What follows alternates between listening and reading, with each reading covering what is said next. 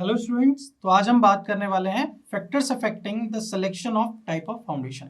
मतलब उन फैक्टर्स के बारे में हम बात कर रहे हैं जो कि अफेक्ट करते हैं डायरेक्टली कि हम किस टाइप के फाउंडेशन को सेलेक्ट करें। तो जो मेरा सबसे पहला फैक्टर है वो है आपका एडिक्वेट डेप्थ। दूसरा आपका होता है फैक्टर बियरिंग कैपेसिटी फेलियर। तीसरा होता है आपका सेटलमेंट। चौथा होता है आपकी क्वालिटी। पांचवा होता है आपका एडिक्वेट स्ट्रेंथ। उसके बाद बात करते हैं एडवर्स सॉइल चेंजेस की, और उसके बाद होता है सीस्मिक फोर्स। ठीक है, तो ये कुछ फैक्टर्स होते हैं। अब आइए हम एक एक करके बात कर लेते हैं। अगर मैं बात करूं एडिक्वेट डेप्थ की, एडिक्वेट डेप्थ का मतलब कि इतनी डेप्थ तो हमें प्रोवाइड करनी ही पड़ेगी कि जितने में आपका कोई भी फ्रॉस्ट के कारण कोई भी डैमेज ना हो सके, हम फ्रॉस्ट को प्रिवेंट कर सके। ठीक है, अदरवाइज अगर ये फ्रॉस्ट वगैरह की प्रॉब्लम होएगी तो क्या होएगा, या फिर स्कोरिंग होगी या फिर अंडरमाइनिंग होगी। अगर इन्हीं को हम प्रिवेंट नहीं कर पाए, इतनी डेप्थ प्रोवाइड नहीं कर पाए, तो फिर हमें वहां पे प्रॉब्लम इन सारी चीजों की होगी। ठीक है, तो पहला तो आपको उपयुक्तता अनुसार आपको डेप्थ प्रोवाइड तो करनी पड़ेगी।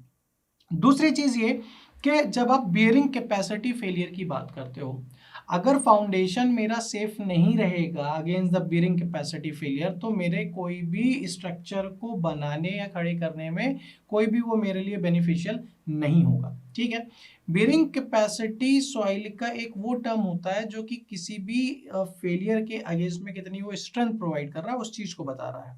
अब वही फेल हो गया तो वो थोड़ा सा प्रॉब्लमेटिक हो सकता है।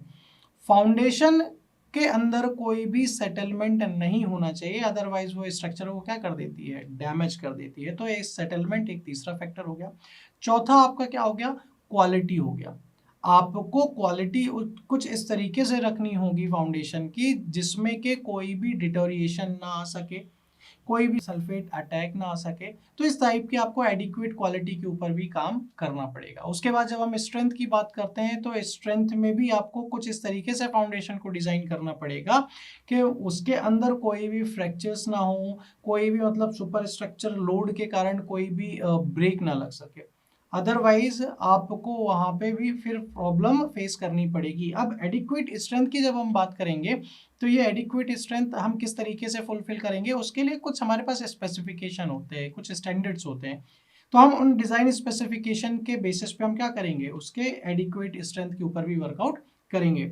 उसके बाद मैंने एक फैक्टर बोला कि एडवर्स सॉइल चेंजेस।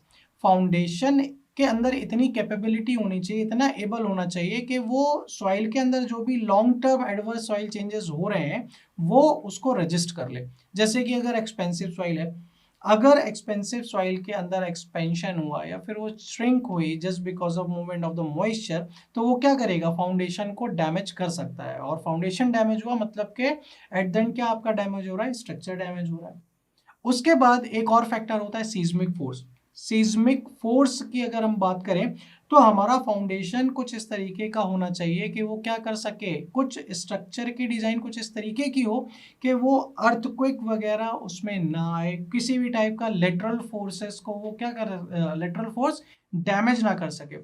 तो यहाँ पे हमको ये भी कंसिडर करना पड़ेगा कि इसको भी एक फैक्टर मान के चलना पड़ेगा जिसके अगेंस्ट हमें क्या करनी पड़े, डिजाइन करनी पड़े, जिसके कारण से कोई भी एक्सेसिव सेटलमेंट ना हो, ना कोई लेटरल मूवमेंट आए, और उसके अगेंस्ट हम इसको सेव करके चलें।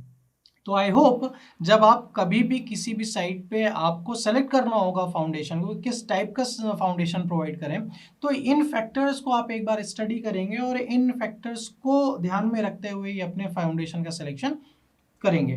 तो आई होप आज का लेक्चर आपको समझ में आया होगा। Thank you very much.